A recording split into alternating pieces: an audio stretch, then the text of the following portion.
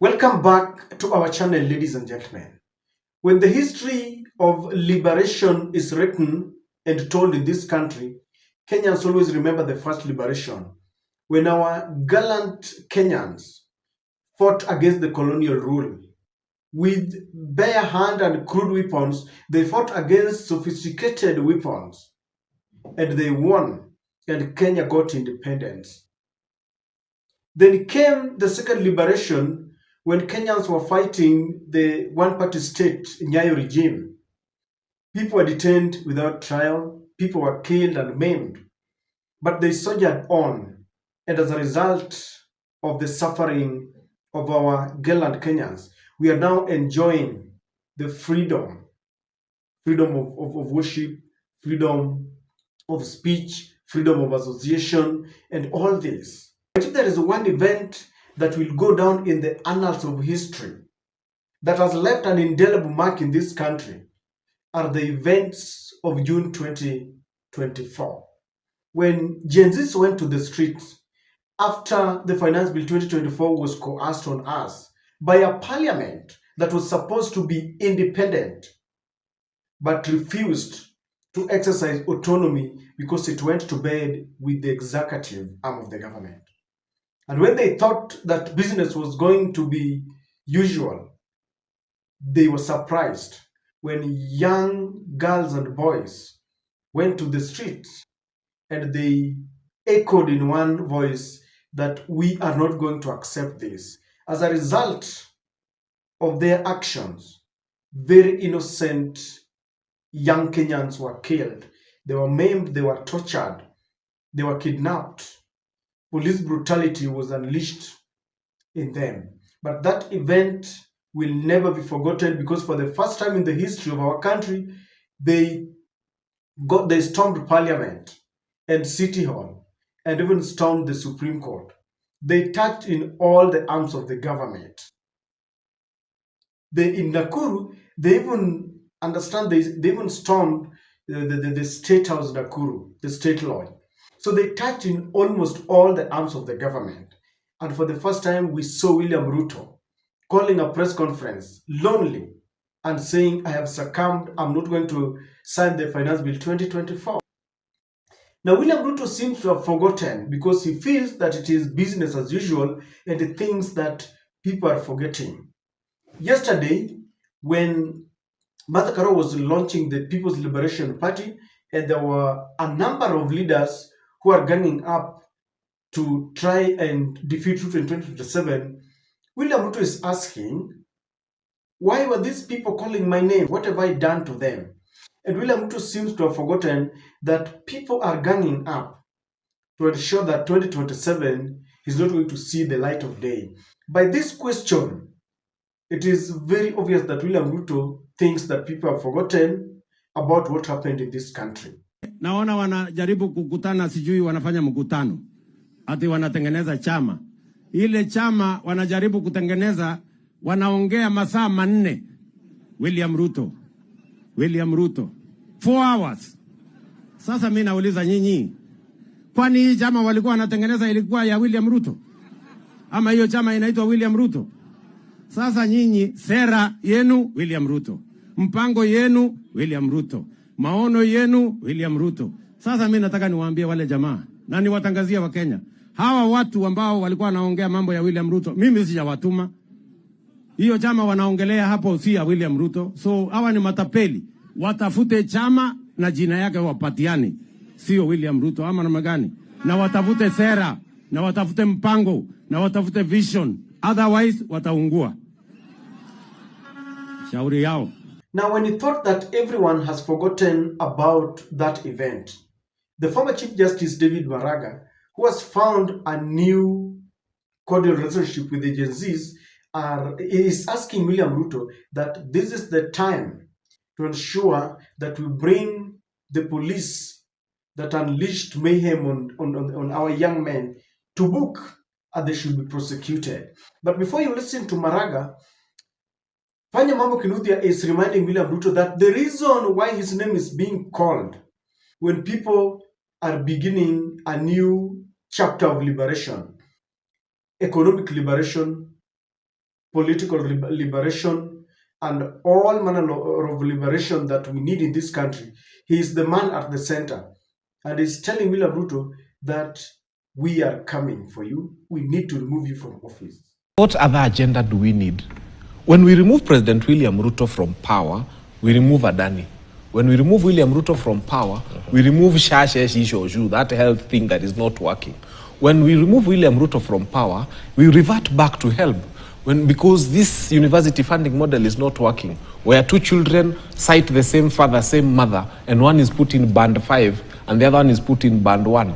And there's nothing as shameful as walking through the halls of campus and everybody knows you've been put in the band of the poor, and they are saying now you've been vandalized into a band where everybody knows your economic status, you are a poor child from a poor family.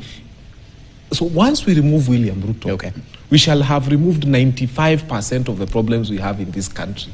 So yes, our agenda is to remove him. It's the only agenda, and it's a good agenda. Okay. And I think that answers why William Ruto is wondering why everyone is calling his name. He's the president. He's the man who promised people that he had a plan and the plans are not working. But ladies and gentlemen, I want you to listen to David Maraga asking that this is the time that we need to revive and revisit the events of June 2024 and ask why innocent people are killed and ensure that justice is dispensed, because justice delayed is justice denied. Quite a number of them were lost during those Gen Z protests. And I want to believe that everything is being done for justice to be accorded to those who are victims. We are in a civilized state. We have a constitution that entrenches human rights. There should be nobody who should be killed simply because he has demonstrated. If there is an offense committed during that demonstration, those ones should be charged in court. That's what should be done. Not anybody just being shot and killed or even maimed without due process. Now, David Maraga is always a very quiet man. After the epic ruling in 2017 that nullified the election of Ruto, David Maraga has remained an epitome of true justice, and many Kenyans remember him for that. Now, people have been calling upon David Maraga to come and help in the liberation. Some are saying that David Maraga should apply and become the IEBC chair because Kenyans believe that he cannot be bribed or intimidated. Others are saying that when we look at all the political class, these people are the same. They have been tainted in one way or the other. They have soaked their hands in blood. They have been involved in some corrupt cases. And they're saying that even though we do not have any human being who is impeccable, but David Maraga can stand the test of time. And for him to come out and start speaking about Gen Z, this should worry William Samoei Ruto, because David Maraga is not just your ordinary man. He's being listened to internationally.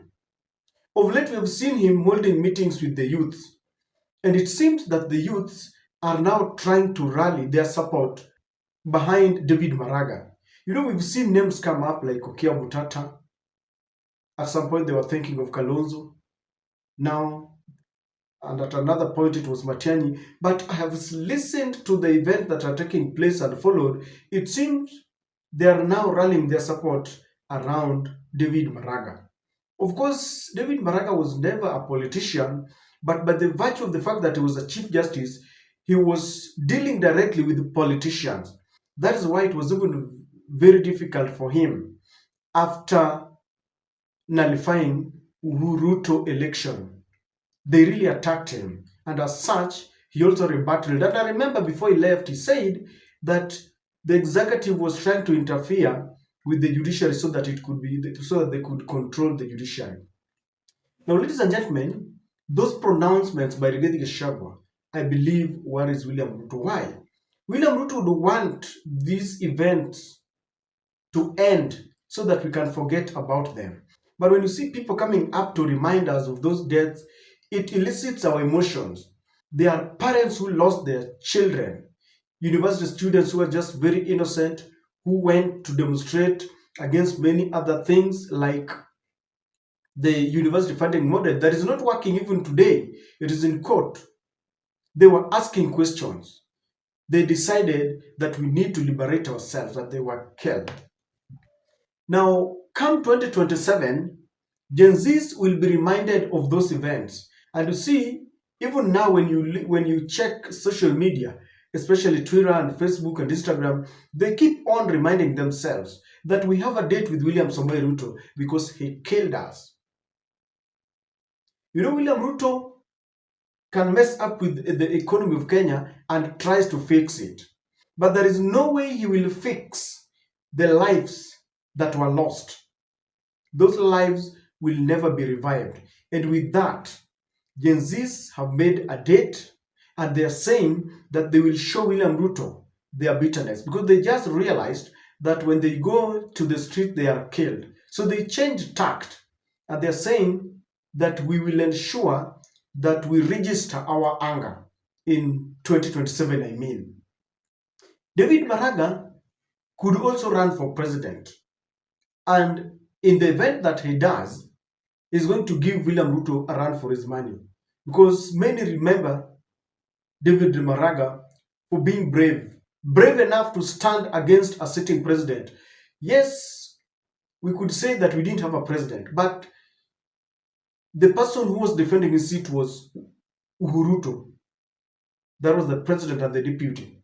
And that is the time when even David Misanda lost his life. And that tells you that that election was hotly contested. The local and international human rights will always be reminded about all this, and they shall continue piling pressure on William Samoei Ruto. Let me tell you, if push comes to shove, William Ruto will abandon the policemen who did this, and they will say, kila mtu abebe mzigo wake. But Gen Zs know very well who the commander-in-chief of all the armed forces was. It was William Samoei Ruto himself. And I've seen scapegoats around what happened. The government is saying that maybe someone had infiltrated the Gen Z protests and they wanted to topple the government. To date, I'm just wondering how a person who wanted to commit treason is still allowed to walk scot-free. And I believe that all these were orchestrated plans when they said that Rigathi and his people wanted to topple the government. And Rigathi is still scot-free. It means this was not true. All these were just optics to convince us and to justify why Rigathi Gachagua was ousted from office. I don't know whether Maraga is serious that he wants to contest. Already there is Matiang'i from Kisii, but that does not bar him from contesting. Kenyans will weigh them and Kenyans will dictate who they want to contest, because by the end of the day, it is Kenyans who will decide who they want to vote for. So they should come up as many of them as possible so that we have a competition. Whoever will win, whoever will carry the day, whoever will appeal to the hearts of many is the one who will contest. Because I know that if that is the shortest way of William Ruto being re-elected is by Kenyans, opposition, dividing their votes into pieces, that one is the shortest way of electing William Samoei Ruto. But let me tell you, the election of 2027 is going to be built around Gen Zs. There are so many, they are determined, and majority of them, not all of them, majority of them are tribeless, as they said. They are partyless, and they only follow one thing: their enemy. They are against one enemy, who is William Samoei Ruto. They are against bad governance. They are against a government that insults them, a government that does not listen to them, a government that abducts them. And that is something that is still in their hearts. They will never forget it. And they're being reminded that anytime they remember how they were abducted and killed, they should be bitter. And they should express that bitterness in the ballot box come 2027. And Maraga has simply smoked out William Ruto from where he was hiding, because William Ruto thought that this thing has died a natural death. He thinks that it is business as usual. He thinks that by telling us all the roads from here to there, ifike pale, that people will forget. Kenyans never forget. Internet never forgets. And so David Maraga has also added his voice, because there are very many Kenyans who have decided that they are not going to let William Ruto rest. You remember the Catholic bishops led by David Muheria. David is telling William Ruto, please stop advertising your development agendas. Implement them so that Kenyans will see and Kenyans will praise you for it. Stop telling people.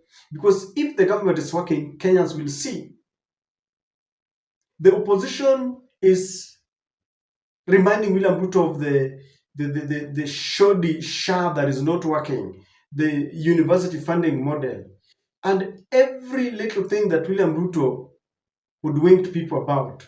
He's being told this is not working and you better make it work, because if you don't, Kenyans have a date with you. William Ruto thought that by getting into bed with Raila Amolo Odinga, this would help him.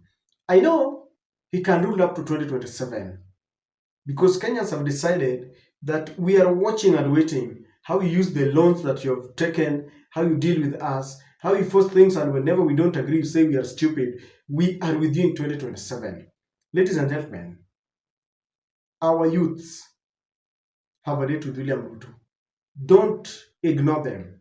Don't dismiss them. They were on the streets with a lot of rage. If they can turn that rage into voting, I can assure you that very early in the morning, Ruto will go home.